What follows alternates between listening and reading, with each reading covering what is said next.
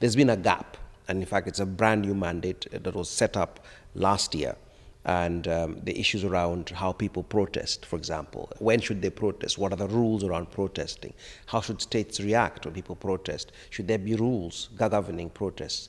On the other side of it is the right to association. How do people associate? When can they associate? Should states limit association?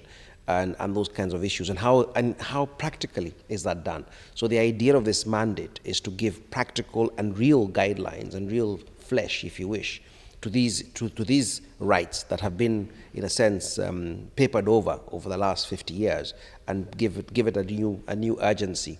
And it comes at a particularly relevant period, actually, because we are now talking, all of us talk about the Arab Spring and what happened in Egypt and Tunisia and Algeria and other countries that are going on, Bahrain and everywhere else. So there's all that going on. But then also there's been lots of history around the protests in Northern Ireland for years and years. The protests that happened around the G7 in Seattle, and how they were dealt with, how the UK does its policing around the protests around by students and other people, or how governments in Africa deal with protests when opposition go out in the streets. We have seen the issue in Uganda recently, where the opposition leader is walking to work, and all of a sudden he's not being allowed to walk to work. And so what are the issues that this brings up? Now, the first part of it is that we have to understand is that human beings have the right to peaceful assembly.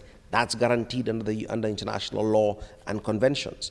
But then the question is then how is that right implemented by ordinary people, and how do states react to it? And are there limits to how states should react to it? Should they use tear gas? Should they use water cannons? Should they use dogs? Should they use guns?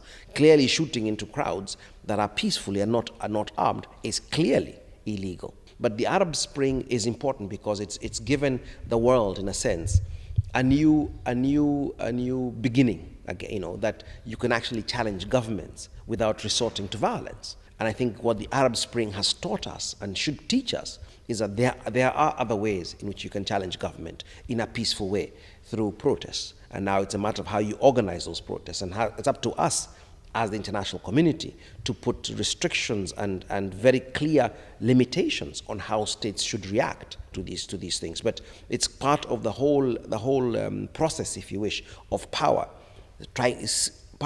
working to stay in place, and people challenging power. And I think that's what human rights is about. It's about speaking truth to power and challenging power. So